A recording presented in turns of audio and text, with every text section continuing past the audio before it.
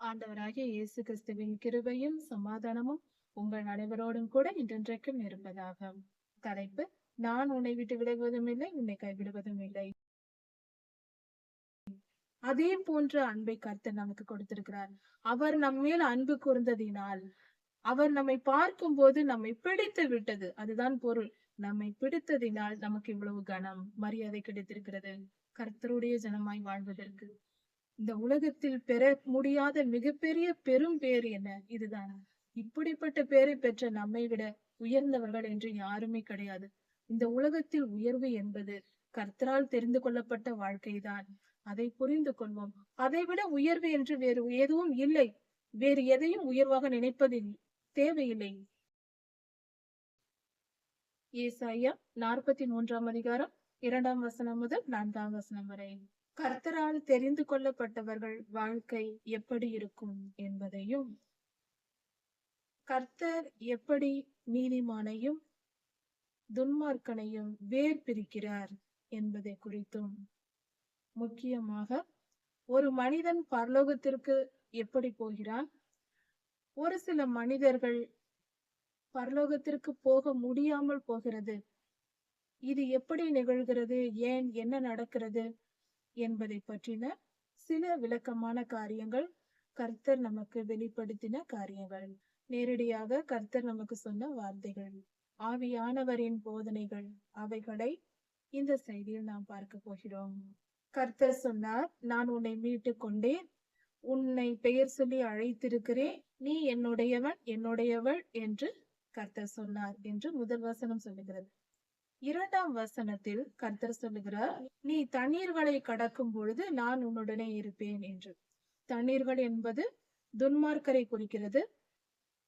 தீய மனிதர்களை நாம் நம் வாழ்க்கையில் கடந்து செல்ல வேண்டும். சந்திக்க வேண்டிய நிலை ஏற்படும். பல பாடுகள், துன்பங்கள் நமக்கு வரும். அவைகளை எல்லாம் வெற்றி பெற்று, எதிர்த்து நின்று வெற்றி பெற்று அதை கடந்து நாம் செல்ல வேண்டும். நம் வாழ்க்கை பாதையில் துன்பம் கொடுக்கிற மனிதர்களை சந்திக்க நேரிடும். கர்த்தரால் மீட்கப்பட்டவர்கள் கர்த்தருடைய ஜனமாய் இருந்தால் இப்படிப்பட்ட நிலை ஏற்படும் என்பதை புரிந்து கொள்வோம். முதல் நிலை இது. 2வது நிலை, முதல் நிலையில் கர்த்தர் சொல்லுகிறார், நான் உன்னுடனே இருப்பேன். இப்படிப்பட்ட துன்மார்க்க மனிதர்களை நீ வாழ்க்கையில் கடந்து செல்ல வேண்டும். அந்த நேரத்தில் தோற்று போவோமோ என்று பயப்பட தேவையில்லை. கர்த்தர் நம்மோட இருப்பார். அவர் நம்மோடு இருப்பார் என்றால் என்ன பொருள்? நம் உயிரே போகும் அளவுக்கு நமக்கு துன்பம் வந்தாலும் நம் உயிரை யாரும் தொட முடியாது. நம்மை எந்த வியாதியோ, எந்த பலவீனமோ, எந்த பஞ்சமோ, கடனோ, பிரச்சனைகளோ, போராட்டங்களோ, கொள்ளை நோய்களோ எதுவும் நம்மை நெருங்காது. எதுவும் நம்மை அழித்து விட முடியாது. கர்த்தர் நம்மோடு இருக்கிறார் என்றால் அவர் நம்மை கைவிடாத தேவன். அவர் நம்மை பாதுகாத்து கொள்வார் என்று பொருள். நான் உன்னுடனே இருக்கிறேன் என்று சொல்லும் பொழுது சர்வலோகத்தின் அதிபதி, சர்வலோக ராஜாதி ராஜா, அவரே நம்மோடு இருக்கிறார் என்றால் வேறு எவனும் உன்னை தொட முடியாது என்று பொருள். நான் உன்னோடு இருக்கிறேன் என்றால் அந்த வார்த்தையோடு முடிந்து விட்டது சகலமும். முடிவு என்ன என்பது நமக்கு தெரிந்ததுதான். கர்த்தரை தோற்கடிக்க எவனாலும், எந்த ஆவியாலும், எந்த வித செயல்களாலும் முடியாது. அவர் நம்மோடு இருக்கும் பொழுது நம்மையும் யாரும் எதுவும் செய்ய முடியாது என்பதை பொருள். கர்த்தர் பாதுகாத்துக் கொள்வார். எந்த துன்பம் வந்தாலும், வியாதி வந்து விட்டது, நான் என்ன செய்வேன் என்று நினைக்க வேண்டாம். கர்த்தர் பார்த்து கொள்வார், குணமாக்குவார். ஒன்று தெரிந்து கொள்ள வேண்டும், கர்த்தரால் மீட்கப்பட்டவர்கள், கர்த்தர் நம்மை நேசிக்கிறார், நாம் அவருக்கு பக்தியா இருக்கிறோம் என்றால் நமக்கு துன்பமே வராது என்று நினைக்க கூடாது. சந்தோஷமாய் வாழலாம் என்று எதிர்பார்க்க கூடாது. நாம் பாவம் செய்து சந்தோஷமாய் வாழும் தகுதியை இழந்து விட்டோம். ஆதி பிதாக்களை இழந்து விட்டார்கள். ஏனென்றால் இந்த பூமி பரிசுத்தமாய் நாம் சந்தோஷமாய் வாழ்வதற்கே கர்த்தர் படைத்தார். சகல சிருஷ்டிப்புகளையும் உண்டாக்கினார், மிருக ஜீவன்களை எல்லாம் உண்டாக்கினார், பறவைகளை உண்டாக்கினார். எதற்கு? நாம் சந்தோஷமாய் அவைகளோடு சேர்ந்து வாழ வேண்டும் என்றுதான். ஆனால் நாம் என்ன செய்தோம்? இவைகளை எல்லாம் பொல்லாதவன் இடத்தில் ஒப்பு கொடுத்து விட்டோம். கர்த்தர் இதையெல்லாம் கொடுத்தார். நாம் பொல்லாதவனை இழுத்தல்லவா நம் பூமியில் விட்டு வைத்திருக்கிறோம். அவன் இருக்கும் பொழுது நம்மை எப்படி சந்தோஷமாய் சமாதானமாய் வாழ விடுவான். அவன் விட மாட்டான் அல்லவா? அதனால் அப்படி நினைக்க கூடாது.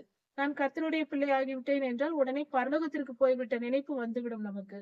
அப்படி நினைக்க கூடாது. நாம் இன்னும் சபிக்கப்பட்ட பூமியில் தான் இருக்கிறோம். பரலோகத்தில் போய் அப்படி நம் கவலை இல்லாமல், கண்ணீர் இல்லாமல், துயரம் இல்லாமல் வாழதான் போகிறோம். கொஞ்ச காலம் இங்கு இருக்கும் வரை அவனோடு போராடிதான் ஆக வேண்டும். சரி, எப்படி போராடுவது? அவன் கொடுக்கும் துன்பத்திலும் துயரத்திலும் நாம் சோர்ந்து போகாமல் பக்தியில் உறுதியா இருக்க வேண்டும். கர்த்தரிடத்தில் விசுவாசமா இருக்க வேண்டும். கர்த்தர் கொடுக்கிற செயல்களை எந்த துன்பம் வந்தாலும் அவருடைய கட்டளைகளை மீறாமல் உறுதியா இருந்து காரியங்களை வாய்க்க பண்ண வேண்டும். உற்சாகமாய் ஊழியம் செய்ய வேண்டும். நம் வேலைகளை, நாம் வந்த வேலையை நல்லபடியாக முடிக்க வேண்டும். கர்த்தர் நமக்கு கொடுத்திருக்கிற, ஒவ்வொரு மனிதனுக்கும் கொடுத்திருக்கிற வேலையை நாம் செய்ய வேண்டும். அதுதான் அழகு கர்த்தருடைய பிள்ளைகளுக்கு. அப்படி கர்த்தருடைய பிள்ளைகள் துன்பப்பட்டாலும், துயரம் வந்தாலும், எத்தனை வேதனை வந்தாலும் கர்த்தர் நம்மோடு இருந்து நம்மை பாதுகாத்துக் கொள்கிறார் அல்லவா? நம் வேலையை நாம் பார்த்து கொண்டே போக வேண்டும். ஏனென்றால் அந்த வலியையும் வேதனையும் வரவழைத்தது மனிதர்களாகி நாம் தான். அதனால் நாம் தான் அதை சமாளிக்க வேண்டும். கர்த்தர் நம் பலன் போதாது என்றுதான் கர்த்தர் நம்மோடு இருந்து நம்மை வழி நடத்தி பாதுகாத்துக் கொள்கிறார். ஆனால் செய்ய வேண்டியது நாம் தான் செய்ய வேண்டும். துன்பத்தை பெரிதாய் நினைக்காமல் நாம் அவைகளை வெற்றி பெற்று வரும் வழியை நோக்கி செல்ல வேண்டும். துன்மார்க்க மனிதர்களை நாம் எதிர்த்து போராடி அவர்களை வெற்றி பெற்று பாவம் செய்ய தூண்டுவார்கள், நம்மை தூஷிப்பார்கள். எல்லாவற்றையும் வெற்றி பெற வேண்டும். நீ என்ன பாவம் செய்ய வைக்க வேண்டும் என்று நினைத்தாலும் அதற்கு இடம் கொடுக்க கூடாது. கர்த்தரை விட்டு பின்வாங்க செய்வார்கள். எதை எதை கர்த்தர் செய்யக்கூடாது என்று சொல்லுகிறாரோ அதையெல்லாம் செய்ய வைக்க போராடுவார்கள். எல்லாவற்றிற்கும் எதிர்த்து நின்று கர்த்தரிடத்தில் உறுதியா இருக்க வேண்டும். வேத வசனத்தில் நிலைத்திருக்க வேண்டும். இதற்கு ஒரே வழி தினமும் வேதம் வாசிப்பதுதான். தினமும் எப்பொழுதும் வேத தியானத்தில் நாம் இருந்தால்தான் இப்படிப்பட்ட யுத்தங்களை நாம் சமாளிக்க முடியும். துன்மார்க்கரை எதிர்த்து பாவத்திற்கு விரோதமாய் யுத்தம் செய்து பாவத்தை, தீமையை வெற்றி பெற்று, அழித்து வெற்றி பெற்று பரிசுத்த பாதையில் நடக்க வேண்டும். இப்படியாக வாழ வேண்டும். அடுத்தது என்ன வரும்? துன்மார்க்கர், தீயவர்கள் வருவார்கள். அடுத்தது தீய மனிதர்கள், தனிப்பட்ட மனிதர்கள் மட்டும் அல்ல, கூட்டம் கூட்டமான மனிதர்கள். அப்படி என்றால் நாம் ஒரு கூட்டம் இருப்பார்கள். நம் அரசியல்வாதிகள் ஒரு கூட்டம், ஒரு கூட்டம் மக்கள் என்றால் நாம் ஒரு திருச்சபையில் இருக்கிறோம் என்று வைத்துக் கொண்டால், இன்னொரு திருச்சபையை சேர்ந்த, ஒரு டினாமினேஷனை சேர்ந்த ஒரு கூட்டம் மக்கள் சேர்ந்து நம்மை எதிர்ப்பார்கள். இப்படியாக ஒரு உதாரணத்திற்கு, கர்த்தருடைய பிள்ளைகள் ஒருவருக்கொருவர் இருக்கக்கூடாது. ஒரு உதாரணத்திற்கு, அல்லது ஒரு ஊர் மக்கள் போல ஒரு கூட்டமான மனிதர்கள் நம்மை எதிர்ப்பார்கள்.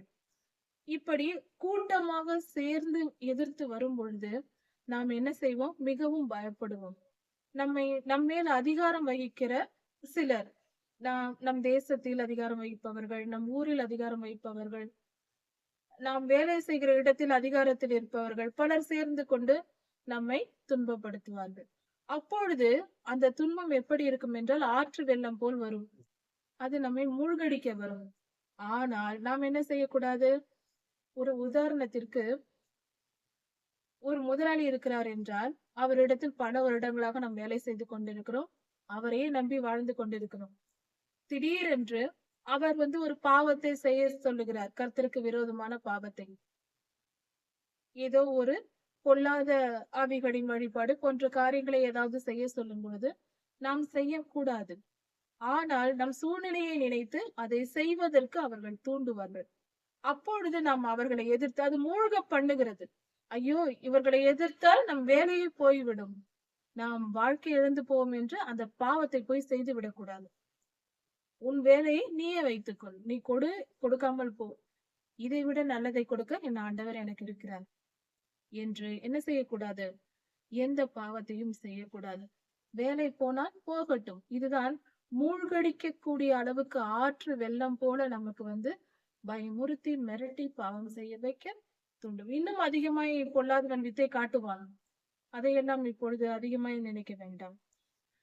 பல விதங்களில் சூழ்ந்து வருவான். பல மனிதர்களை கூட்டிக் கொண்டு யுத்தம் செய்ய வருவான். எவன் எவ்வளவு வந்தால் என்ன? கர்த்தர் நம்மோடு இருக்கிறார். நாம் தைரியமாய் போய்கொண்டே இருக்க வேண்டியதான் நம் வாழ்க்கை பாதையில். அப்படி ஆற்று வெள்ளம் போல் துன்பம் வந்தாலும் அவைகள் உண்மையில் புரளாது என்று கர்த்தர் சொல்லுகிறார். நீச்சல் அடித்து நாம் போய்கொண்டே இருக்கலாம். நம்மை அதை மூழ்க பண்ண முடியாது. நம்மை விழுங்க அந்த துன்பத்தால் முடியாது. கர்த்தர் நமக்கு வெற்றி தருவார். நீ அக்கினிகள் நடக்கும்போது வேகாதிருப்பாய். இது எப்படி இருக்கிறது? தண்ணீர் கூட பரவாயில்லை. அக்கினியில் நடக்கும் சூழ்நிலை வரும். தனி மனிதர்கள் மூலமாய் வரும் உபத்திரவத்தை எதிர்க்க வேண்டும். இது தனிப்பட்ட வாழ்க்கையில் வருகிற எதிர்ப்புகளா இருக்கும். அடுத்தது ஆற்று வெள்ளம் போல ஒரு நிறுவனம், ஒரு பெரிய இடங்கள், திருச்சபை போன்ற பெரிய கூட்டங்கள் சேர்ந்து நமக்கு எதிர்ப்பு வரும். அதையும் அவைகளும் நம்மை ஒன்றும் செய்யாது. எதுவும் நம்மை ஒன்றும் செய்யாது. எதிர்த்து நின்று போராட வேண்டியது நம்முடைய வேலை.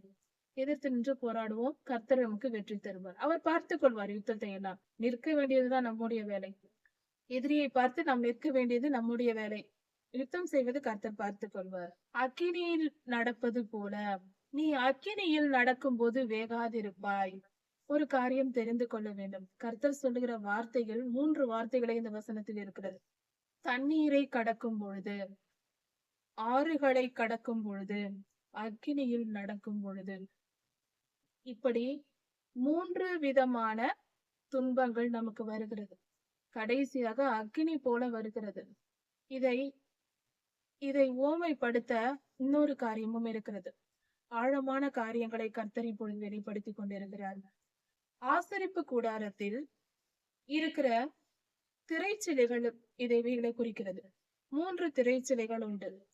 முதலில் வாசலில் நுழையும் போது பிரகாரத்திற்குள் வருவதற்கு ஒரு திரைச்சிலையை நாம் தாண்டி வருகிறோம். அந்த திரைச்சிலை தண்ணீரை போன்றது. அந்த ஒவ்வொரு திரைச்சிலையும் உபத்திரவத்தை குறிக்கிறது. கர்த்தருடைய பிள்ளைகளாய் தெரிந்து கொள்ளப்பட்டு விட்டோம், கர்த்தர் நம்மை குறித்து விட்டார் என்றால் முதல் திரைச்சிலையை கடந்து பிரகாரத்திற்குள் வருகிறோம். அதிலிருந்து 2வது திரைச்சிலை, ஆறுகள் என்ற நிலை இங்கு சொல்லப்பட்டிருக்கிறது. அங்கு ஒரு திரைச்சிலை இருக்கும், பிரகாரத்திற்கும் பரிசுத்த ஸ்தலத்திற்கும் இடையில். அப்பொழுது அந்த திரைச்சிலை இந்த ஆறுகள் என்ற நிலையை குறிக்கிறது. கூட்டமான மக்களின் எதிர்ப்புகள், போராட்டங்கள், உபத்திரவங்கள், பொல்லாத ஆவிகளின் யுத்தம் எல்லாம் இருக்கிறது. அதை தாண்டி போகும்போது நாம் பரிசுத்த ஸ்தலத்திற்குள் போகிறோம். அங்கு இன்னொரு திரைச்சிலை இருக்கிறது, 3வது திரைச்சிலை. அதுதான் அக்கினியில் நடக்கும்போது நீ வேகாதிருப்பாய் என்று சொல்லுகிறார். அந்த திரைச்சிலை அக்கினிக்கு உதாரணமாய் இருக்கிறது. அந்த திரைச்சிலையையும் கடக்கும் பொழுது நாம் கர்த்தரிடத்தில் கிருபாசனத்தின் பரிசுத்த சன்னதியில் நாம் சேர்ந்து விடுகிறோம். கர்த்தரோடு ஐக்கியமாய் விடுகிறோம். இது பரலோகத்திற்கு போகிறது, நித்திய ஜீவனை அடைவதை குறிக்கிறது. அக்கினி போன்ற அந்த 3வது திரைச்சிலை, அக்கினி போன்ற உபத்திரவம் இருக்கும். நம் உயிர் போகிறது என்று நமக்கு தோன்றும், நாம் நினைப்போம். அப்படிப்பட்ட உபத்திரவம் வரும்.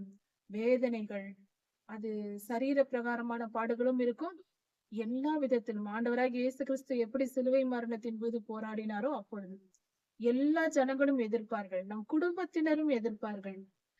அது மட்டும் அல்ல, நம்முடைய சரீரத்திலும் நாம் உயிர் போகிறது என்ற நிலை வரும். இப்படி எல்லாம் சூழ்ந்து வரும் சூழ்நிலைகள் எல்லாவித ஆசீர்வாதத்தையும் இழந்த ஒரு நிலை. அப்படிப்பட்ட நிலை இருக்கிறது கர்த்தரால் தெரிந்து கொள்ளப்பட்டவருக்கு. இப்படி வரும் என்று நாம் நினைத்து கூட பார்த்திருக்க மாட்டோம். ஆனால் இவைகள் வருவதற்கு நாம் தான் காரணம். கர்த்தர் இதையெல்லாம் விரும்பி கொடுப்பதில்லை. நம்முடைய பழைய பாவங்கள், பரம்பரையாய் நம்முடைய முன்னோர்கள் செய்த பாவத்தின் சுபாவங்கள் நம் சரீரத்தில், நம்மளுடைய டிஎன்ஏக்களில் இருக்கும். அந்த டிஎன்ஏவை கர்த்தர் சுத்திகரிக்கிறார். தம்முடைய ஆவியினால் அவர் சுத்திகரிப்பார். அப்பொழுது அந்த டிஎன்ஏ கோடிங்கில் இருக்கிற பொல்லாத இருளின் கிரியைகள் அகற்றப்படும். பரிசுத்த ஆவியானவர் நம்முடைய ஆவிக்குரிய டிஎன்ஏவை சுத்திகரிப்பார். அதுவரைக்கும் இருந்த ஆவிக்குரிய பொல்லாத ஆவிகளின் தீமையான, அதாவது ஆவிக்குரிய டிஎன்ஏயில் இருக்கிற பொல்லாத ஆவிகளின் கிரியைகள், துன்மார்க்க செயல்கள், கெட்ட எண்ணங்கள், கெட்ட சிந்தனைகள், இவைகள் எல்லாம் அதில் இருக்கும். அந்த டிஎன்ஏவை கர்த்தர் சுத்திகரிப்பார், பரிசுத்த ஆவியானவர். அப்பொழுது பொல்லாப்பு நீங்கி போகும். பரிசுத்த ஆவியானவரின் செயல்கள், பரிசுத்த டிஎன்ஏ உருவாகும். இந்த மாற்றம் நிகழும் போது நம்முடைய சரீரம் மிகவும் பாதிக்கப்படும். அப்பொழுதுதான் நம் வாழ்க்கை முடிந்து விட்டதோ என்று நமக்கு தோன்றும். அப்படியெல்லாம் ஒன்றும் ஆகாது. அது அப்படி தோன்றும் நமக்கு. அந்த அளவுக்கு பாடுகளா இருக்கும். சூழ்நிலைகளும் நமக்கு அப்படி இருக்கும். பொல்லாத மனிதர்களின் கொடுமைகள், பேச்சுகள், ஏச்சுகள் எல்லாம் வரும். அவ்வளவுதான், நீ மரித்து போனா என்று எல்லோரும் மரித்து போனால் பரவாயில்லை என்றெல்லாம் தூஷிப்பார்கள். கர்த்தரை எப்படி சிலுவையில் தூஷித்தார்களோ அப்படிப்பட்ட ஒரு நிலையெல்லாம் வரும். ஆனாலும் கர்த்தர் நம்முடன் கூடவே இருந்து கண்மணி போல, கண்ணை இமை காப்பது போல அந்த சூழ்நிலையில் நம்மை பக்கத்தில் இருந்து நம்மை சுமந்து கொண்டு பாதுகாத்து அந்த நிலையை தாண்டி நம்மை வரவழைப்பார். அக்கினியில் நடந்தாலும் அது உன்னை அவிக்காது, எரிக்காது. நாம் அழிந்து போக மாட்டோம். நம் முடி கூட கருதாது. அந்த அக்கினி நம்மை பற்றாது. நம்மை அழித்து போட முடியாது. அப்படிப்பட்ட துன்ப காலங்களில் இருந்தும் கர்த்தர் நம்மை விடுதலையாக்கி அந்த பாதையில் கடந்து சென்று அதை விடுதலை ஆக்குவதல்ல, அதை வெற்றி பெற செய்வது. அது மிகப்பெரிய மேன்மையான காரியம். ஒரு துன்பத்தில் இருந்து தப்புவிப்பது வேறு, அந்த துன்பத்தை நுழைந்து அந்த ஆழத்தில் நுழைந்து வெற்றி பெற்று மேலே வருவது என்பது மிகவும் சிறந்ததல்லவா? அப்படி யுத்தம் செய்து வெற்றி பெறுவது அது மிகப்பெரிய மேன்மையான காரியம். கர்த்தர் நமக்கு அதை தருவார். இப்படி கர்த்தர் நம்மோடு கூட இருந்து இந்த 3 விதமான பாடுகள், ஆசரிப்பு கூடாரத்தின் சிறைச்சிலைகளைப் போல நம் தனிப்பட்ட ஒவ்வொரு வாழ்க்கையிலும் வரக்கூடிய 3 விதமான துன்ப காலங்களை நாம் தாண்டி வருவோம். முதலில் தெரிந்து கொள்ள வேண்டும், கர்த்தர் நம்மை குறித்து விட்டால் இந்த காரியங்கள் எல்லாம் நம் வாழ்க்கையில் நடக்கும். அப்படி என்றால் உங்களுக்கு தெரிந்த யாராவது மனிதர்கள் கர்த்தரை நம்பி இருக்கிறவர்கள் துன்பப்பட்டு கொண்டிருக்கிறார்கள் என்றால் அவர்களை பரியாசம் செய்யக்கூடாது. அவர்கள் பரிசுத்தமாக்கப்பட்டு கொண்டிருக்கிறார்கள், கர்த்தருடைய சேனையாய் இருக்கிறார்கள் என்பதை உணர்ந்து நம்மாலான உதவிகளை அவர்களுக்கு செய்ய வேண்டும். அவர்களுக்கு ஆறுதல் சொல்ல வேண்டும். அவர்களுக்கு பக்கபலமாய் இருக்க வேண்டும். கர்த்தருடைய பிள்ளைகளுக்கு துன்பம் வரும், துயரம் வரும். ஆனால் கழுகுகளைப் போல ஒரு கழுகு தன் இறகுகளை இழந்து எல்லாவற்றையும் விரித்து விட்டுவிட்டு எல்லாவற்றையும் கொத்தி எடுத்து விட்டுவிட்டு மலையில் போய் 40 நாள் உட்கார்ந்திருக்குமா. அதன் பின்பு புது இறகுகள் முளைக்குமாம். அந்த 40 நாளும் மற்ற கழுகுகள் வந்து அதற்கு ஆகாரம் கொண்டு வந்து போடுமா. அது போல கர்த்தருடைய பிள்ளைகள் மற்றவர்கள் ஒருவர் வாழ்க்கையில் கர்த்தருடைய பிள்ளைகளின் வாழ்க்கையில் துன்பம் வந்துவிட்டால் நாம் போய் அவர்களுக்கு உதவி செய்து பக்கபலமாக இருந்து அவர்களை பாதுகாக்க வேண்டும். அதுதான் கர்த்தருடைய பிள்ளைகளுக்கு அழகு. தூஷிக்க கூடாது. இவர்கள் என்ன பாவம் செய்தார்களோ என்று சொல்லக்கூடாது. காரணத்தோடுதான் கர்த்தர் செய்வார். நாம யாரையும் நியாயம் தீர்க்க கூடாது. நம்மாலான கர்த்தருடைய பிள்ளைகள் துன்பப்படுகிறார்கள் என்றால் உடனே ஓடி போய் நம்மாலான சகல உதவிகளையும் செய்ய வேண்டும். இப்படி கர்த்தரால் தெரிந்து கொள்ளப்பட்ட கர்த்தரால் அழைக்கப்பட்ட வாழ்க்கை என்றால் இப்படிதான் இருக்கும் என்பதை இதன் மூலம் நாம் தெரிந்து கொள்கிறோம். அடுத்ததாக இன்னொரு காரியம், அதாவது கர்த்தரால் அழைக்கப்பட்டவர்கள் வாழ்க்கை எப்படி இருக்கும் என்று தெரிந்து கொண்டோம். யாரை கர்த்தர் அழைக்கிறார், அதாவது எப்படிப்பட்டவர்களை கர்த்தர் அழைக்கிறார், அழைப்பதற்கு என்ன செய்கிறார் என்பதை குறித்து இன்னொரு விவரமாக அடுத்த வசனத்தில் கொடுக்கப்பட்டிருக்கிறது. கர்த்தர் சொல்லுகிறார், நான் இஸ்ரவேலின் பரிசுத்தரும் உன் இரட்சகருமாய் இருக்கிற தேவனாகிய கர்த்தர் என்று சொல்லுகிறார். இஸ்ரவேலின் பரிசுத்தர் நம்முடைய பரிசுத்தமான பிதாவாகிய தேவன். உன் தேவனாகிய கர்த்தர் உன்னை ரட்சிக்கிறவர், அப்படி என்றால் பாதுகாக்கிறவர். இந்நாள் வரை நம்மை பாதுகாத்து வருகிற நம்முடைய தேவன் சொல்லுகிறார், உன்னை மீட்கும் பொருளாக எகிப்தையும் சேபாவையும் எத்தியோப்பியாவையும் நான் கொடுத்தேன் என்று சொல்லுகிறார். அப்படி என்றால் இது தேசங்களின் பெயராக சொல்லப்பட்டிருந்தாலும் அது இதனுடைய ஆழமான சத்தியம் என்னவென்றால், அதாவது கர்த்தர் உலகத்தில் மொத்த மனிதர்கள் இருக்கிறார்கள். இவர்கள் எல்லோரும் பிறக்கிறார்கள், எல்லோரும் மரிக்கிறார்கள். இவர்களுடைய வாழ்நாள் என்று இருக்கிறது அல்லவா? ஒவ்வொரு மனிதரும் பிறப்பிலிருந்து வாழ்நாள் என்று ஒரு குறிப்பிட்ட காலம் இருக்கிறது. கர்த்தரால் தெரிந்து கொள்ளப்பட்டவர்கள் கர்த்தரிடத்தில் வருவதற்கு அவர்கள் ரட்சிக்கப்படுகிறார்கள். கர்த்தருடைய வழி நடத்துதல் அவர்களுக்கு கிடைக்கிறது. அவர்கள் மீட்கப்பட்டு பரிசுத்தம் அடைந்து நித்திய ஜீவனுக்குள் பிரவேசிக்கிறார்கள். கர்த்தர் ஒரு மனிதனை இப்படி தெரிந்து கொள்ள வேண்டும் என்றால் அதற்கு முன்பாக, ஒரு மனிதனை தெரிந்து கொள்வதற்கு முன்பாக மீட்கும் பொருளாக ஒரு பொருளை கொடுக்கிறார். அதாவது ஒவ்வொரு மனிதன் ரட்சிக்கப்பட வேண்டும் என்றால் அதற்கு ஒரு விலை கொடுக்கப்பட வேண்டும். பொல்லாத பிசாசின் இடத்தில் இந்த பூமியும் பூமியில் உள்ள மனிதர்களும் அடிமைப்பட்டு விட்டார்கள். இப்படி இவர்களிடம் இருந்து கர்த்தர் ஒரு மனிதனை பிரித்தெடுக்கும் பொழுது, நாம் கர்த்தரிடத்தில் விசுவாசமா இருக்கிறோம், நீதியின் மேல் பிரியமுள்ளவர்களாய் இருக்கிறோம், பரிசுத்த வாழ்க்கையை விரும்புகிறோம் என்றால், கர்த்தர் நம்மை தெரிந்து கொள்வார். ஆனால் நமக்கு பதிலாக இன்னொரு மனிதனை பொல்லாதவனிடத்தில் விட்டு விடுவார். துன்மார்க்கனை பொல்லாதவனுக்கு ஒப்பு கொடுத்துவிட்டு நம்மை அவர் எடுத்துக் கொள்கிறார். மீட்கும் பொருளாக நான் கொடுத்தேன் என்று சொல்லுகிறார். மீட்பதற்கென்று ஒரு பணயமாக, ஒரு விலையாக கொடுக்கிறார். மீட்கும் பொருள். ஒரு உயிரை மீட்பதற்கு இன்னொரு உயிரை கர்த்தர் அவனிடத்தில் விட்டு விடுகிறார். இப்படி ஒரு காரியம் நடக்கிறது. இது ஒரு கணக்கு போல, ஒரு வியாபாரம் போல, டிரான்சாக்ஷன் என்று சொல்வார்கள். ஒரு பொருளை வாங்குவோம், அதற்கு ஈடான பணத்தை கொடுப்போம். ஒன்று உள்ளே வரும், ஒன்று வெளியே போகும். சமமான பொருளா மதிப்பாய் இருக்கும். இப்படி இருக்கும் அல்லவா? அது போல ஒரு உயிரை கர்த்தர் எடுத்துக் கொள்ளுகிறார். ஒரு மனிதனை தெரிந்து கொண்டு தமக்கென்று அவர் நித்திய ஜீவனுக்குள் எடுத்துக் கொள்ளும் போது அதை மீட்கும் பொருளாக இன்னொரு உயிரை அவனுக்கு கொடுக்கிறார். சரி, யார் அவர்கள்? ஏன் அவர்களை விட்டுவிட வேண்டும்? இந்த உலகத்தில் துன்மார்க்கரும் நீதிமான்களும் இருக்கிறார்கள். துன்மார்க்கரை கர்த்தர் அழிக்காமல் வைத்திருப்பதற்கும் காரணம் அதுதான். துன்மார்க்கரை நியாயத்தீர்ப்பு நாளுக்காக வைத்திருக்கிறார் என்று வேதவசனம் சொல்கிறது. அழிவுக்கென்று நியமிக்கப்பட்ட மனிதர்கள் இந்த பூமியில் இருந்து கொண்டுதான் இருக்கிறார்கள். பரிசுத்தமான ஜனங்களும் இந்த உலகத்தில் வாழ்ந்து கொண்டுதான் இருக்கிறார்கள். இதெல்லாம் கர்த்தருடைய செயல். இதில் இன்னும் ஆழமான காரியங்கள் இருக்கிறது. ஒரு மனிதன் பரிசுத்தவானாய் மாற்றப்பட்டு கர்த்தருக்கு என்று அவன் தெரிந்து கொள்ளப்பட்டால், இன்னொரு மனிதன் மிகவும் துன்மார்க்கனாய் பாவம் செய்கிறவனாய் இருந்தால் அவனை கர்த்தர் பொல்லாதவன், அவன் பாவத்தில் அழியும்படி அவனை விட்டு விடுகிறார். சரி, அது உடனே அவனை அழித்து விடுவதில்லை. அவன் வாழ்நாள் முழுவதும் அவன் வாழ்ந்து முடிக்கிறான். முதலில் ஒரு காரியம் தெரிந்து கொள்ளலாம். ஒரு மனிதனுக்கென்று ஒரு நாள் குறிக்கப்பட்டு அவன் வருகிறான் இந்த பூமிக்கு.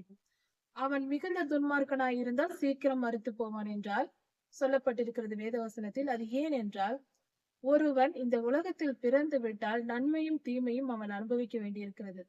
அவன் செய்த பரிசுத்த காரியங்களுக்கு, அவன் செய்த நீதி நியாயங்களுக்கு மிகவும் துன்மார்க்கனாய் இருக்கிறான், மனம் திரும்ப விருப்பம் இல்லாதவனாய் இருக்கிறான் என்றால், அவன் செய்த நல்ல செயல்கள் அவனிடத்தில் கொஞ்சமாவது இருக்கும். கொஞ்சமோ அதிகமோ, ஆனால் அவனிடத்திலும் இருக்கும். அவன் செய்த நற்கிரியைகளுக்கு கர்த்தர் நீதி உள்ளவர் என்பதினால் அதன் பலனாக இந்த உலகத்தில் நன்மைகளை அனுபவிக்க அவனை அனுமதிக்கிறார். நீ செய்த நன்மைகளுக்கு ஏற்ற நன்மையை அனுபவித்துக் கொள் என்று இந்த உலகத்தில் அவனுக்கு நன்மைகளை கொடுக்கிறார். ஒரு மனிதன் நல்லவனாய் இருக்கிறான், கர்த்தரால் தெரிந்து கொள்ளப்பட்டவனாய் இருக்கிறான், மனம் திரும்புகிறான், பாவத்தை வெறுக்கிறான், பரிசுத்தத்தை விரும்புகிறான் என்றால் அவனிடத்தில் பரிசுத்தம் மட்டுமல்ல, பாவமும் இருக்கும். துர்க்கிரியைகளும் கெட்ட எண்ணங்களும் இருக்கும், கொஞ்சம் கொஞ்சமாவது இருக்கும். அப்பொழுது அவனுடைய தீய எண்ணங்களுக்கும், அதாவது கர்த்தரால் தெரிந்து கொள்ளப்பட்ட நல்ல மனிதர்கள், நீதிமான்களுக்கு அவர்கள் செய்கிற சிறியதோ பெரியதோ, அவர்கள் எந்தெந்த இடங்களில் எந்தெந்த பாவத்திற்கு அவர்கள் இடம் கொடுக்கிறார்களோ பாவமும் செய்வார்கள் அல்லவா? அப்படி இருக்கும்போது அவர்கள் செய்கிற தவறுகள், பாவங்கள், மீறுதல்கள் எல்லாவற்றிற்கும் உடனுக்குடனே தண்டனையை கொடுத்து விடுவார் கர்த்தர். அந்த துன்பத்தை அனுபவிக்கும் போது, ஐயோ நான் இந்த பாவம் செய்தேனே, அதனால் எனக்கு இந்த துன்பம் வந்ததே என்று துயரப்பட்டு துக்கப்பட்டு அவர்கள் என்ன செய்வார்கள்? அதை விட்டு விலகி அந்த பாவத்தின் விருப்பமே இல்லாத அளவுக்கு அவர்கள் மனம் திரும்புவார்கள். பாவம் செய்யாமல் இருப்பது மட்டுமல்ல, பாவத்தின் மேல் விருப்பமே இல்லாத அளவுக்கு அவனை மாற்றுவார், கர்த்தரால் தெரிந்து கொள்ளப்பட்ட மனிதனை. இப்பொழுது இப்படி பரிசுத்தமாக்கப்பட்டு கொண்டு வருகிற மனிதன் அவன் முழுமை அடைந்து விடுகிறான். முற்றிலும் பாவம் இல்லாமல் 100% பரிசுத்தவானாய் அவன் மாறும் பொழுது கர்த்தர் அவனை எடுத்துக்கொள்வார். எடுத்துக்கொள்ளப்படுதலிலோ அல்லது மரணத்தின் மூலமாகவோ அவனை எடுத்துக்கொள்வார். இப்படிப்பட்ட மனிதன் முழுவதும் நீதிமானாக்கப்பட்டு பரிசுத்தவானாய் மாறி பரலோகத்திற்கு சென்று சேர்வார். துளியும் அவரிடத்தில் பழுதிருக்காது. ஆனால் துன்மார்க்கன் அப்படி அல்ல. அவன் செய்த நற்கிரியைகளுக்கு ஏற்ற பலனை இங்கு அடைந்து விட்டான். கணக்கு முடிந்து விட்டது நன்மைக்கு. துன்மார்க்கத்திற்கு அவன் அதிகமாய் துன்மார்க்கம் செய்து கொண்டே இருக்கிறான் அல்லவா? அந்த துன்மார்க்கத்திற்குரிய பலனாக அவன் நியாய தீர்ப்பு நாளில் அதை அடையும்படியாக அவனை கர்த்தர் அடைத்து வைப்பார், காவலில் வைப்பார்.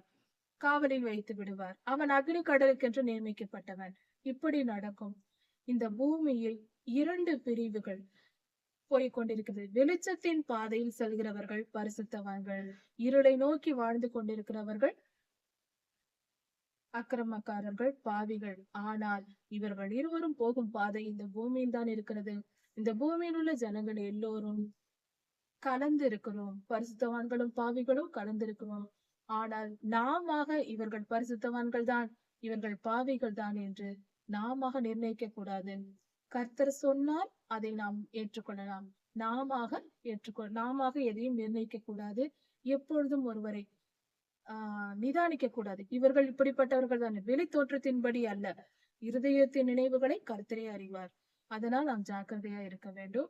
எப்பொழுதும் இந்த நியாயத்திற்கு வேலையை நமக்கு வைத்துக் கொள்ளக்கூடாது, நாம் செய்யக்கூடாது. கர்த்தரே இதை முடிவெடுப்பார். இப்படி துன்மார்க்கமாகவே மனம் திரும்ப விருப்பமில்லாத மனிதனாய் வாழ்கிறவர்களை பொல்லாதவனிடத்தில் ஒப்பு கொடுத்து விடுவார். அவன் அவர்களை ஆண்டு கொண்டு பாவம் செய்ய வைத்து முழுவதும் துன்மார்க்கனாய் மாற்றி விடுவான். துளியும் நீதி இல்லாத அளவுக்கு அவன் மாற்றிக் கொண்டிருப்பான். மனிதர்கள் பாவத்தை தானே விரும்புகிறார்கள், பொல்லாதவனை விரும்புகிறார்கள். பொல்லாதவனை சேவிக்கவே கர்த்தர் அவர்களை விட்டு விடுகிறார். நாம் கர்த்தரிடத்தில் அன்பா இருக்கிறோம், பரிசுத்தமாய் வாழ விரும்புகிறோம், மனம் திரும்ப விரும்புகிறோம். அதனால் கர்த்தர் நம்மை கர்த்தரிடத்தில் சேர்த்துக் கொள்ளுகிறார், நம்மை பரிசுத்தமாக்கி கொண்டே வருகிறார், நித்திய ஜீவனுக்கென்று.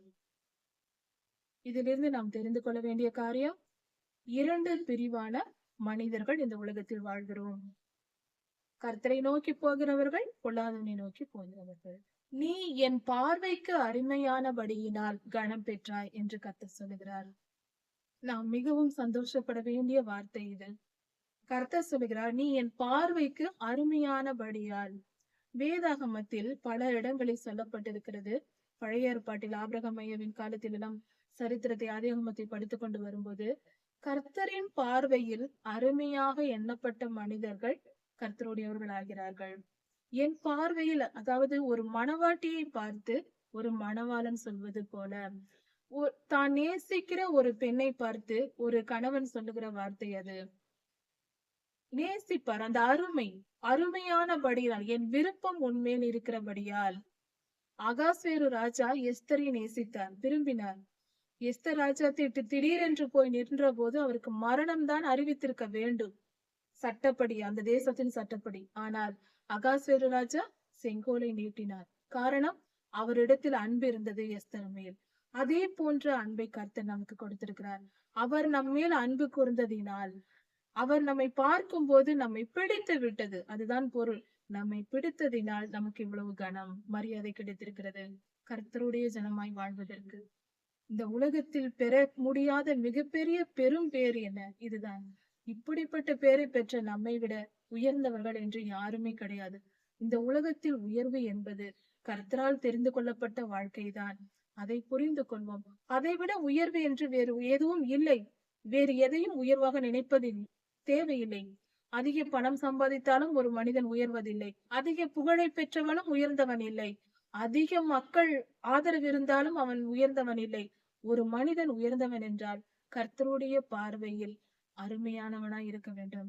கர்த்தருடைய பார்வை நம்மேல் இருக்க வேண்டும். அவர் அன்புக்கு பாத்திரவான்களாய் இருந்தால் நாமே கனம் பெற்றவர்கள், நாமே சிறந்தவர்கள், உயர்ந்த வாழ்க்கை வாழ்கிறவர்கள், பாக்கியசாலிகள். நீ என் பார்வைக்கு அருமையானபடியினால் கனம் பெற்றாய் என்று சொல்லுகிறார். இந்த மரியாதை உனக்கு கிடைத்தது என்று கர்த்தர் சொல்லுகிறார். கர்த்தரே இந்த மரியாதையை நமக்கு தருகிறார். அல்லேலூயா.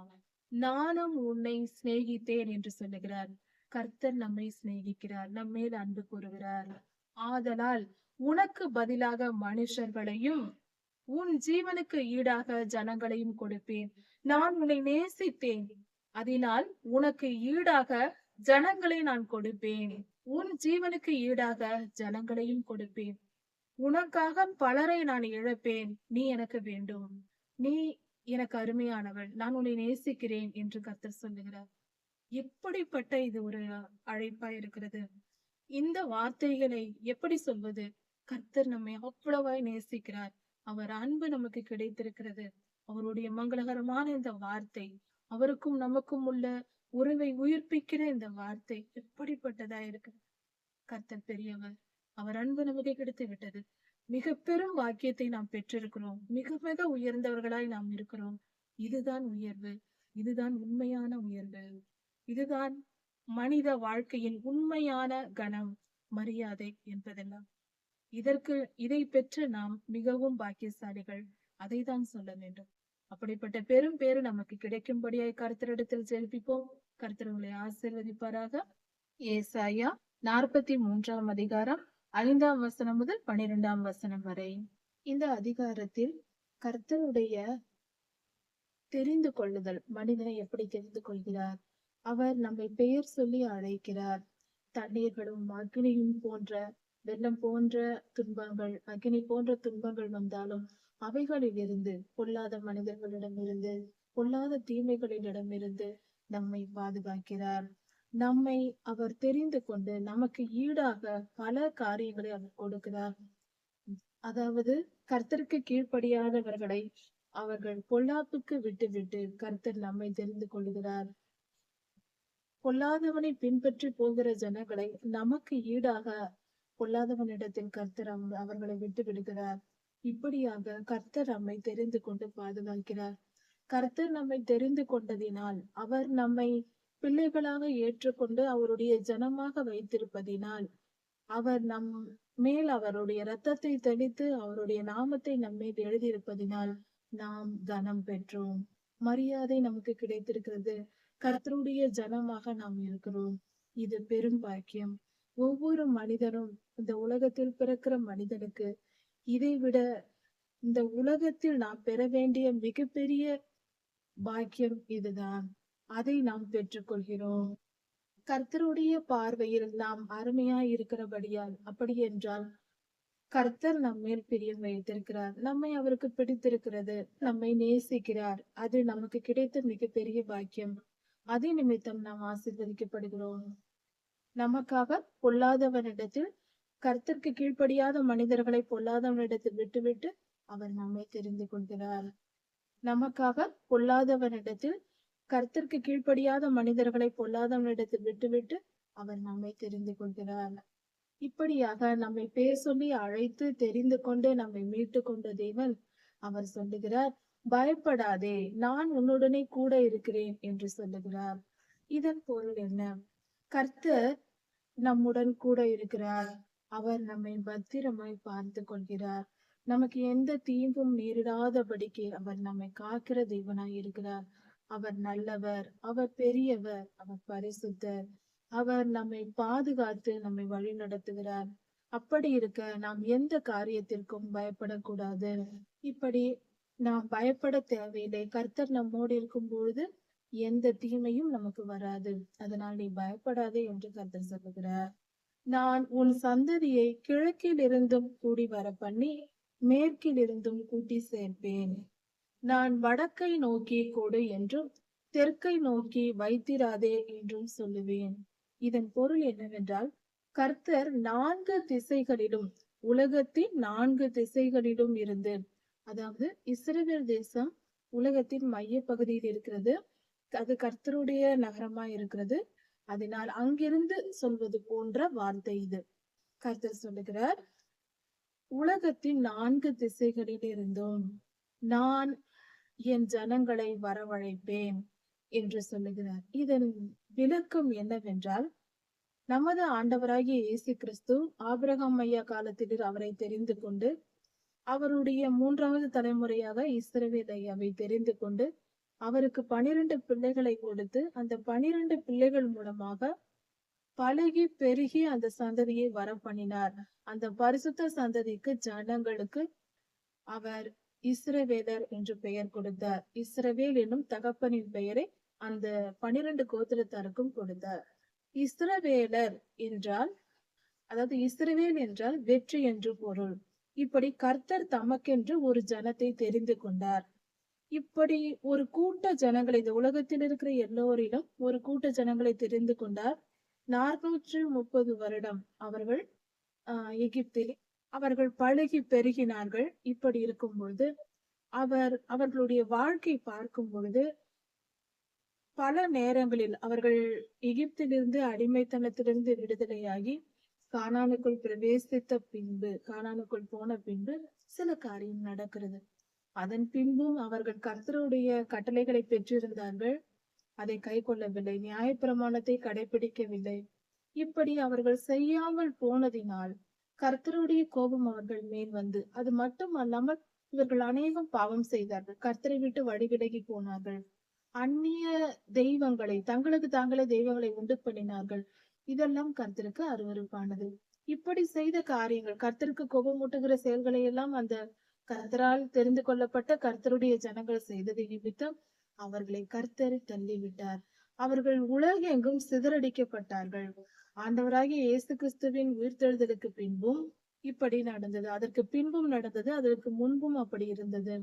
இப்படி உலகெங்கும் சிதறடிக்கப்பட்ட ஜனங்கள், குறிப்பாக கர்த்தருடைய உயிர்த்தெழுதலுக்கு பின்பு, ஆண்டவராகிய இயேசு கிறிஸ்து உயிர்த்தெழுந்து பரமேறிய பின்பு கிபி 70ஆம் நூற்றாண்டில் இப்படிப்பட்ட சம்பவம் நடந்தது என்று கேள்விப்படுகிறோம்.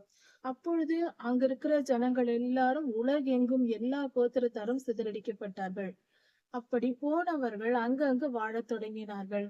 இப்படி பார்க்கும்போது எல்லா தேசங்களிலும் இஸ்ரவேலர் பெருகிவிட்டார்கள். இப்படி இருக்க கர்த்தர் கடைசி காலத்தில் தம் ஜனங்களை தம்முடைய தேசத்திற்கு அழைத்து வருகிறார். இப்பொழுது முதலில் யாக்கோபு என்னும் இஸ்ரவேலின் காலத்தில் யோசிப்பையா முதலில் போனார் எகிப்துக்கு. அங்கு போய் பழகி பெருகினார்கள். இஸ்ரவேலர்கள் 60 பேர் போய் இப்படியாக உலகெங்கும் சிதறடிக்கப்பட்ட இஸ்ரவேலர்கள், அவர்களுடைய வம்சத்தார்கள் எல்லா தேசங்களிலும், உலகத்தின் எல்லா பகுதிகளிலும் அவர்கள் வசித்து வருகிறார்கள், வாழ்ந்து வருகிறார்கள். இப்படி இருக்க அந்த இஸ்ரவேலர்கள், அவர்கள் எல்லோரும் கர்த்தரால் தெரிந்து கொள்ளப்பட்டவர்கள் தான். ஒரு தேசத்தை மட்டும் குறிப்பிட்டது அல்ல. இஸ்ரவேல் என்றால் உலகெங்கும் இருக்கிற கர்த்தரால் தெரிந்து கொள்ளப்பட்ட ஜனங்கள் என்று பொருள். இஸ்ரவேல் ஐயாவினுடைய இரத்தத்தில் பிறந்த பரிசுத்த சந்ததியாய் அவர்கள் இருக்கிறார்கள். கர்த்தரால் தெரிந்து கொள்ளப்பட்ட ஜனம் அவர்கள். அப்படிப்பட்ட கர்த்தருடைய பிள்ளைகள் உலகெங்கும் சிதறடிக்கப்பட்டிருக்கிறார்கள். அவர்களை கடைசி காலத்தில் கர்த்தர் இஸ்ரவேலில் கூட்டி சேர்ப்பார்.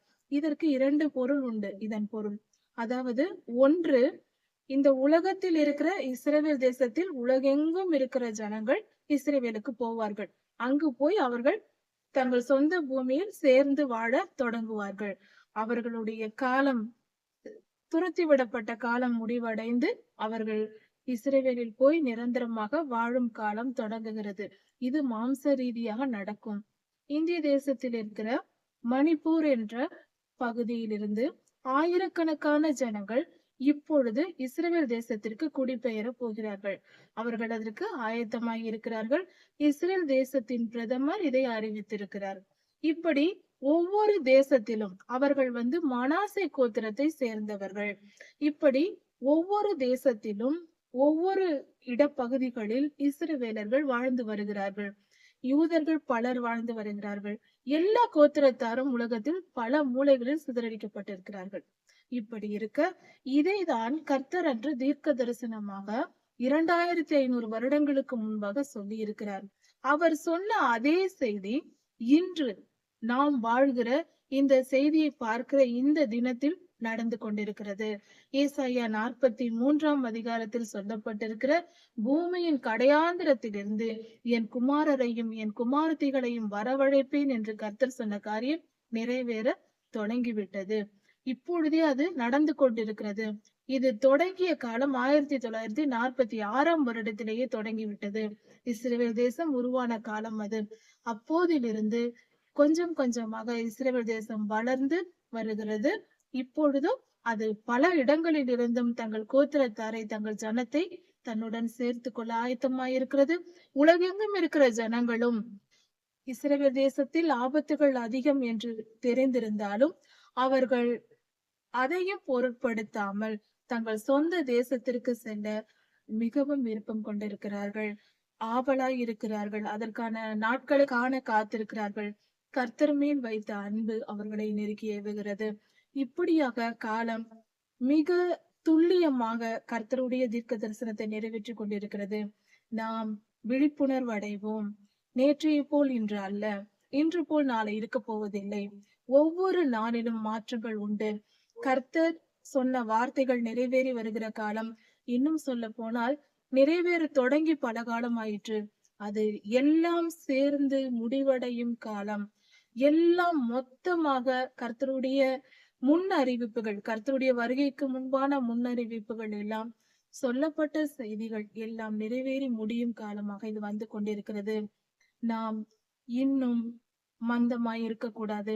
கர்த்தருடைய ஜனங்கள் உயிருள்ளவர்களாய் மனதளவில், அதாவது சரீரத்தில் உயிரிழந்து பிரயோஜனம் அல்ல, மனதளவில் உயிரோட்டம் உள்ளவர்களாக, உணர்வுள்ளவர்களாக, கர்த்தருடைய உணர்வின் ஆவியை பெற்றவர்களாக, ஞானம் உடையவர்களாக, ஞானத்தின் ஆவியை பெற்றவர்களாக நாம் செயல்பட வேண்டும். நாம் நம்முடைய காலம் என்ன, நாம் வாழ்ந்து வருகிற காலம் என்ன, நாம் என்ன செய்ய வேண்டும், நாம் எதிர்நோக்கி இருக்கிற பிரச்சனைகள் என்ன, நமக்கு அடுத்ததாக என்ன போராட்டங்கள் வரப்போகிறது என்பதை குறித்து தெளிவாய் புரிந்து வாழ்கிற வாழ்க்கைதான் கிறிஸ்தவ வாழ்க்கை. அதை புரிந்து கொண்டு அதன்படி அதற்கேற்ற விதமாய் நாம் செயல்பட்டு வெற்றி பெற வேண்டியவர்கள் கர்த்தருடைய சேனையாய் இருக்கிறோம். அதை புரிந்து கொள்வோம். கர்த்தர் நம்மை பாதுகாக்க வல்லவராய் இருக்கிறார். பயப்படாதே, நான் உன்னுடனே கூட இருக்கிறேன் என்று சொல்லியிருக்கிறார். பயமும் திகிலும் வருகிற காலமாய் இது இருக்கிறது. இந்த உலகத்தின் துன்ப காலத்தை நோக்கி உலகம் உருண்டு கொண்டிருக்கிறது. அப்படி இருக்கும் பொழுது பயப்படாமலும் தைரியமாகவும் இந்த உலகத்தின் சவால்களை எதிர்க்க மன தைரியத்துடன் உற்சாகமாய் பராக்கிரமசாலியாய் வாழுவதற்கு ஒரே வழி, பராக்கிரமசாலியாய் வாழ கர்த்தருடைய ஜனங்களால் மட்டுமே முடியும். ஏனென்றால் தங்கள் சுய பலனால், மனிதனுடைய பலனால் எதையும் செய்ய முடியாது. பரிசுத்த ஆவியானவர் நம்முடன் கூட இருந்து துணை நிற்கும் பொழுதே இப்படி நடக்க முடியும். அந்த பலன், பரிசுத்த ஆவியானவர் தரும் பலன், கர்த்தருடைய 7 ஆவிகளையும் பெற்றவர்களால் தான் இப்படி கர்த்தருக்காக பக்தி வைராக்கியமாய் செயல்பட முடியும். நாம் விழிப்புணர்வு அடைவோம். கர்த்தர் கிழக்கிலும் மேற்கிலும் வடக்கிலும் தெற்கிலும் இருந்து தம்முடைய குமாரர்களையும் குமாரத்திகளையும் வரவழைப்பேன் என்று சொல்லுகிறார். அது மட்டுமல்ல, பூமியின் கடையாந்திரங்களில் இருந்தும் நான் என் ஜனங்களை அழைப்பேன் என்று சொல்லுகிறார். பூமியின் கடையாந்திரம் என்றால் தேசங்கள், அதாவது கடல் ஓர பகுதிகளில், அதை தான் அப்படி சொல்லலாம். கடலோர பகுதிகளில் ஒரு மூலையில் இருக்கிற ஜனங்கள் அந்த தேசம் இந்த தேசம் என்று விட்டு விடாமல் அந்த பூமியின் கடையாந்திரத்தில் இருக்கிற தம்முடைய ஜனங்கள், அப்படி என்றால் பரிசுத்த ஜனங்கள், மனம் திரும்புவதற்கு விருப்பம் உள்ளவர்கள் தான் பரிசுத்தமானவர்கள். கர்த்தர் எதிர்பார்ப்பது மனிதனிடத்தில், எல்லா மனிதனும் பாவிதான், பாவத்தில் தான் ஒரு மனிதன் பிறக்கிறான். அப்படி இருக்கும் பொழுது, அவன் பிறக்கும் போதே பாவத்தில் பிறக்கும் பொழுது அவனை பரிசுத்தவான் என்று கர்த்தர் தெரிந்து கொள்வதில்லை. மனம் திரும்புகிறவனுக்கு கர்த்தர் வாய்ப்பை கொடுக்கிறார். கர்த்தர் தம்முடைய சிருஷ்டிப்பை ஒரு தாயின் கருவிலேயே ஒரு குழந்தை உருவாக்குகிறார். விசுவாசம் உள்ள இருதயம், மனம் திரும்புவதற்கு ஏற்ற இருதயத்தை அந்த குழந்தைக்கு கொடுக்கிறார். இப்படியாக மனிதன் மனம் திரும்ப வருகிறான். அப்படி மனம் திரும்புகிற மனிதன் மட்டுமே கர்த்தருடைய ராஜ்யத்திற்குள் பிரவேசிக்க முடியும். கர்த்தரால் தெரிந்து கொள்ளப்பட்டவர்களாகவும் இஸ்ரவேல் தேசத்திற்கு கூட்டி சேர்க்கப்பட போகிறவர்களாகவும் இருக்கிறார்கள். அதை நாம் தெரிந்து கொள்வோம். நாம் மனம் திரும்புவதற்கு நம் இருதய கடினத்தை விட்டுவிட்டு நம் மனம் புதிதாக வேண்டும்.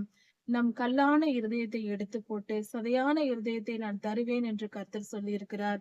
அது பரிசுத்த ஆவியானவரால் தான் முடியும். கர்த்தரை தவிர வேறு யாராலும் முடியாது. நாம் நம் மனதை திருப்புவோம். கர்த்தரிடமாய் திரும்புவது நமக்கு நல்லது. மனம் திரும்புதல் நம்மை காப்பாற்றும். இப்படி பூமியின் கடையாந்திரங்களில் இருந்து தம்முடைய ஜனங்களை கர்த்தர் தெரிந்து கொண்டார். அப்படி கர்த்தரால் தெரிந்து கொள்ளப்பட்டவர்கள் எப்படி செயல்படுவார்கள், அதை நாம் சற்று யோசிப்போம். கர்த்தர் தம்முடைய ஜனங்களை தெரிந்து கொண்டார். அவர்கள் என்ன செய்வார்கள்? எதற்காக கர்த்தர் அவர்களை தெரிந்து கொண்டார்? கர்த்தருடைய நாம மகிமைக்காக, கர்த்தரை மகிமைப்படுத்துகிறவர்களாக அவர்கள் இருப்பார்கள். அப்படி என்றால் அதன் பொருள் என்ன? கர்த்தருக்கு புகழ்ச்சியை உண்டாக்குகிறவர்களாய் இருப்பார்கள். கர்த்தருக்கு சாட்சியாய் வாழ்வார்கள். கர்த்தரை என் பிள்ளைகள் இவர்கள் என்று அவர் சொல்லும்படியாக வாழ்வார்கள். அப்படி என்றால் பரிசுத்தவான்கள் என்று பொருள்.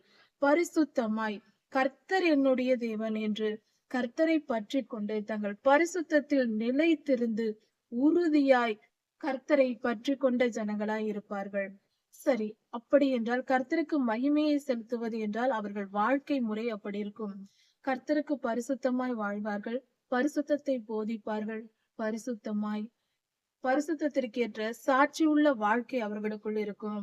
அதாவது கிறிஸ்தவ வாழ்க்கை என்பது பரிசுத்தத்தை சொல்லுவதல்ல, பரிசுத்தத்தை கடைபிடித்து அதன் பின்பு கர்த்தருடைய பரிசுத்தத்தின்படி போதிப்பது.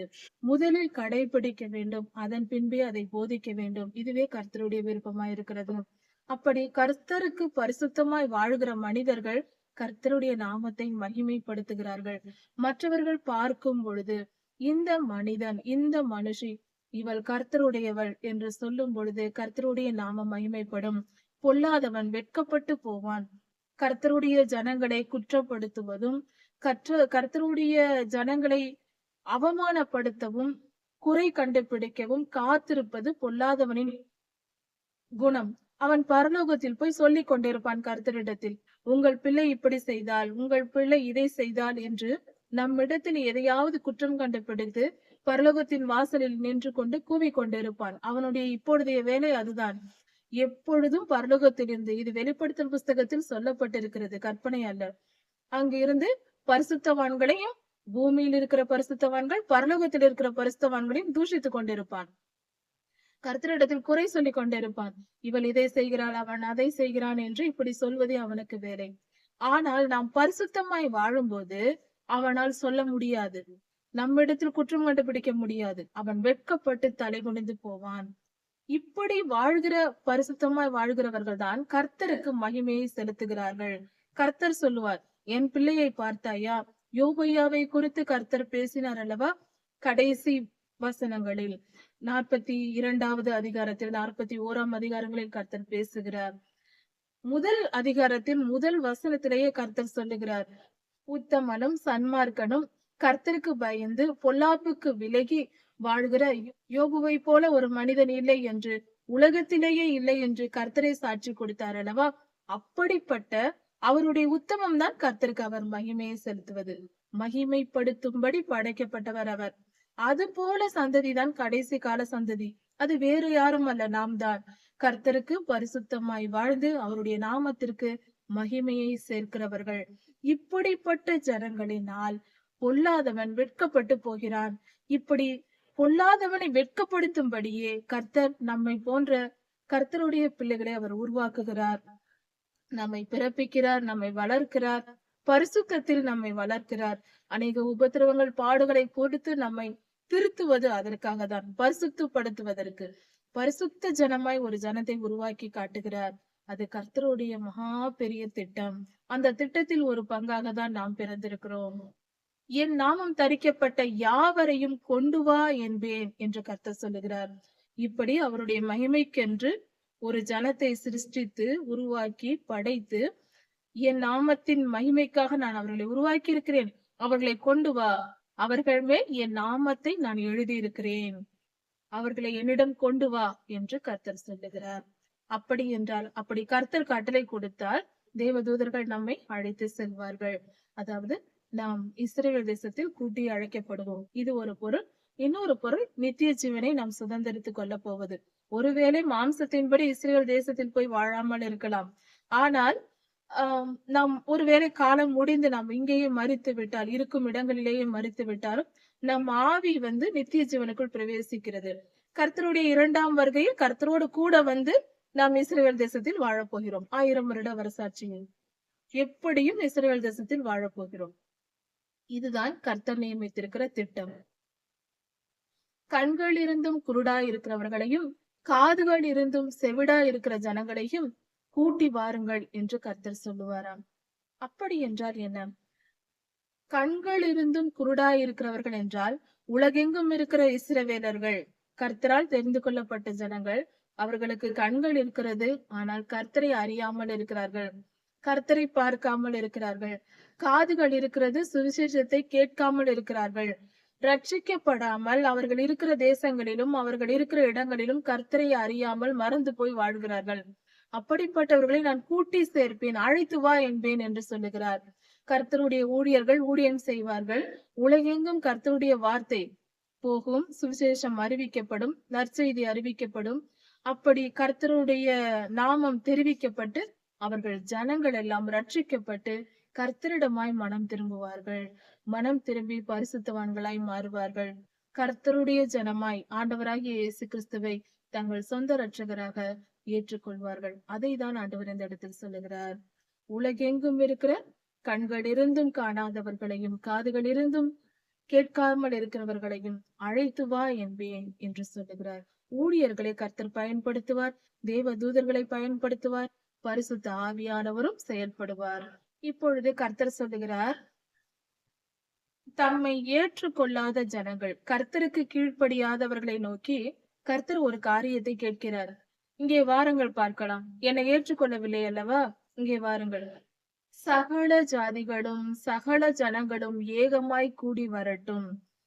கர்த்தரை ஏற்றுக்கொள்ளாத மற்ற எல்லா ஜனங்களும் சேர்ந்து கொண்டு என்னிடத்தில் வாருங்கள் என்று கர்த்தர் அழைக்கிறார். இதோ கடைசி காலத்தில் நடப்பவைகளை நான் இப்பொழுது சொன்னேன். கடைசி காலத்தில் 4 திசைகளில் இருந்தும் என் ஜனங்களை நான் அழைப்பேன் என்றேன். பூமியின் கடையாந்திரங்களில் இருந்து என் ஜனத்தை அழைப்பேன் என்று நான் சொன்னேன். இப்படி எதிர்காலத்தில் நடக்க போகிற காரியங்களை எல்லாம் நான் சொன்னேன். அதே போல உங்கள் நம்பிக்கை என்ன? என்னை ஏற்றுக்கொள்ள மாட்டேன் என்கிறீர்கள். என்னை தெய்வமாய் ஏற்றுக்கொள்ளாத நீங்கள் என்னிடம் வந்து நிரூபித்து காட்டுங்கள். நீங்கள் உங்கள் நம்பிக்கையை என்னிடம் நிரூபித்து காட்டுங்கள். எதிர்காலத்தில் என்ன நடக்க போகிறது என்று சொல்லுங்கள் பார்ப்போம். உங்கள் சாட்சிகள் எங்கே என்று கர்த்தர் கேட்கிறார். சொல்லுங்கள், எதிர்காலத்தை குறித்து சொல்லுங்கள். உங்கள் சாட்சி என்ன என்று கேட்கிறார். இதன் பொருள், கர்த்தருடைய ஜனங்கள் கர்த்தரை நம்பி அவருடைய வார்த்தைகளை கேட்கிறார்கள். கர்த்தர் அவர்களுக்கு எதிர்காலத்தை குறித்தும் இறந்த காலத்தை குறித்தும் எல்லாவற்றையும் வெளிப்படுத்துகிறார். இப்பொழுது என்ன நடந்து கொண்டிருக்கிறது, எங்கே என்ன நடக்கிறது என்றும் வெளிப்படுத்துவார். சரி, ஆனால் வேறு நம்பிக்கைகளில் இருக்கிறவர்கள், கர்த்தரை அறியாத மக்கள், அவர்கள் எதையோ நம்பிக்கொண்டிருக்கிறார்கள். ஆனால் கர்த்தரை ஏற்றுக்கொள்ளவில்லை. எதிர்காலத்தில் என்ன நடக்க போகிறது என்று நீங்கள் வந்து சொல்லுங்கள். உங்கள் சாட்சிகள் எங்கே என்று கேட்கிறார். யதார்த்தமாய் நீங்கள் வந்து சொல்லுங்கள் பார்க்கலாம். அதாவது பொல்லாத ஆவிகளை துணையோடு வாழ்ந்து கொண்டிருக்கிற ஜனங்கள் என்ன செய்கிறார்கள்? பொல்லாப்பினால் வாழ்கிற ஜனங்கள், அவர்களுக்குள் ஒரு அறியாமை இருக்கிறது, இருள் சூழ்ந்திருக்கிறது அவர்களுடைய இருதயத்தில். அவர்களால் எதையும் தெளிவாய் புரிந்திருக்க மாட்டார்கள். புரிதல் இருக்காது, தெளிவு இருக்காது, குழப்பங்கள். எந்த நேரத்தில் என்ன நடக்கும் என்று தெரியாது, எதிர்காலத்தில் என்ன நடக்கும் என்றும் தெரியாது. அவர்களுடைய நோக்கம், அவர்கள் வந்து நினைக்கிறார்கள் கர்த்தர் இதை செய்வார் என்றோ, எதிர்காலம் இப்படிதான் இருக்குமோ என்ற எந்த ஒரு தெளிவும் இல்லாமல் அவர்கள் வாழ்ந்து கொண்டிருப்பார்கள். தங்களுக்கு தெரிந்த அறிவை வைத்து அவர்கள் வாழ்ந்து கொண்டிருப்பார்கள். இதைதான் கர்த்தர் இங்கு வெளிப்படுத்துகிறார். எந்த தெளிவும் இல்லாமல் வாழ்ந்து கொண்டிருக்கிறீர்கள் என்று சொல்லுகிறார். நானே அவர் என்று நீங்கள் அறிந்து உணர்ந்து விசுவாசிக்கும்படிக்கு, நான் தான் கர்த்தர் என்று நீங்கள் அறிந்து விசுவாசிக்கும்படிக்கு, கர்த்தரே தெய்வம் என்பதை ஞானமாய் அறிந்தும் உணர்ந்தும் கொள்ள வேண்டும். அப்படி உணர்ந்து கொண்டு விசுவாசிக்க வேண்டும். அப்படி செய்வதற்கு நீங்களும் என் தாசனும் எனக்கு சாட்சிகளாய் இருக்கிறீர்கள் என்று சொல்லப்பட்டிருக்கிறது. நீங்களும் என் தாசனும் என்று சொல்லும் பொழுது, மனிதர்கள் கர்த்தரை அறிந்து உணர்ந்து கர்த்தரை தெய்வம் என்று ஏற்றுக்கொள்கிறோம். இன்னொரு தாசன் என்று சொல்லப்பட்டிருப்பது நமது ஆண்டவராகிய இயேசு கிறிஸ்துவை. அவர் பரலோகத்தில் பிதாவை பார்த்திருக்கிறார், அவரோடு இருந்திருக்கிறார், அவர் வந்து நமக்கு சொல்லி இருக்கிறார். ஆண்டவராகிய இயேசு கிறிஸ்துவும் நமக்கு சாட்சியா இருக்கிறார். கர்த்தரே தெய்வம் என்பதற்கு அவர் நேராக வந்து சாட்சி கொடுத்திருக்கிறார், அவர்தான் என்று. அதாவது பிதாதான் குமாரன், குமாரன் தான் பிதா. அவரே பிதாவை வெளிப்படுத்தி இருக்கிறார். குமாரன் பிதாவை வெளிப்படுத்தி இருக்கிறார். அவர் சாட்சியாய் சாட்சி கொடுத்திருக்கிறார். எனக்கு முன் ஏற்பட்ட தேவனும் இல்லை, எனக்கு பின் இருப்பதும் இல்லை என்று கர்த்தர் சொல்லுகிறார். எனக்கு முன்பாக எந்த தேவனும் இல்லை, எனக்கு பின்பாகவும் யாரும் இருக்க போவதில்லை. நான் தான் உங்கள் தேவன் என்று கர்த்தர் சொல்லுகிறார். நானே கர்த்தர். என்னை அல்லாமல் இரட்சகர் இல்லை. நானே ரட்சித்து, நானே அறிவித்து, ரட்சித்து விளங்க பண்ணினேன் என்று கர்த்தர் சொல்லுகிறார். அவர்தான் தெய்வம். அவரை தவிர வேறு தெய்வம் அவருக்கு முன் யாரும் இருந்ததும் இல்லை, இனி இருக்க போவதும் இல்லை என்று ஆண்டவர் சொல்லுகிறார். ஆண்டவராகிய இயேசு கிறிஸ்து தான் இதை சொல்லுகிறார். இரட்சகர் என்ற வார்த்தை இயேசு கிறிஸ்துவை குறிக்கிறது. பிதாவாகிய தேவன் தான் குமாரன், குமாரன் தான் இரட்சகர். இயேசு என்ற பெயருக்கு இம்மானுவேல் என்பதற்கு தேவன் நம்மோடு இருக்கிறார் என்று பொருள். இயேசு என்பதற்கு அவர் நம் இரட்சகர் என்றே சொல்லலாம். அவர் ரட்சிக்கிறவர் என்றால் பாதுகாக்கிறவர் என்பது பொருள். நானே அறிவித்து ரட்சித்து விளங்க பண்ணினேன். எல்லாவற்றையும் சொன்னேன் உங்களுக்கு. சகல சிருஷ்டிப்புகளையும், உலக தோற்றத்தையும், உலகத்தின் முடிவையும் எல்லாவற்றையும் நான் உங்களுக்கு சொல்லி இருக்கிறேன். உங்களை காப்பாற்றியும் இருக்கிறேன். இப்படி செய்யத்தக்க தேவன் வேறு உலகத்தில் எதுவும் இல்லை என்று கர்த்தர் சொல்லுகிறார். இப்படி யாரும் செய்ததில்லை. இப்படி செய்யத்தக்க அந்நிய தேவன் இல்லை. நானே தேவன் என்பதற்கு நீங்கள் எனக்கு சாட்சிகளாய் இருக்கிறீர்கள் என்று கர்த்தர் சொல்லுகிறார். இப்படியாக கர்த்தர் தம்முடைய வார்த்தைகளை நமக்கு தருகிறார். அவர் சர்வலோகாதிபதி, சர்வத்தையும் சிருஷ்டித்தவர். அவரால் கடந்த காலத்தை குறித்தும் நமக்கு வெளிப்படுத்த முடியும், எதிர்காலத்தை குறித்தும் வெளிப்படுத்த முடியும், இந்த காலத்தில் எங்கு என்ன நடக்கிறது என்பதையும் வெளிப்படுத்த முடியும். அப்படி செய்து கொண்டுதான் இன்று வரை இருக்கிறார். அதற்கு பெயர்தான் தீர்க்க தரிசனத்தின் ஆவியும். தீர்க்க தரிசன ஆவியை பெற்றவர்களை கர்த்தர் அபிஷேகம் பண்ணி மனிதர்களை அவர்களுக்கு தம்முடைய வெளிப்படுத்தல்களை கொடுத்து கொண்டுதான் இருக்கிறார். அதை புரிந்து கொள்வோம். கர்த்தர் நல்லவர். அவரை தவிர இந்த உலகத்தை காக்க வேறு யாராலும் முடியாது. கர்த்தர் உங்களை ஆசீர்வதிப்பாராக. இதன் தொடர்ச்சியை அடுத்த செய்தியில் பார்க்கலாம். மாரநாதா.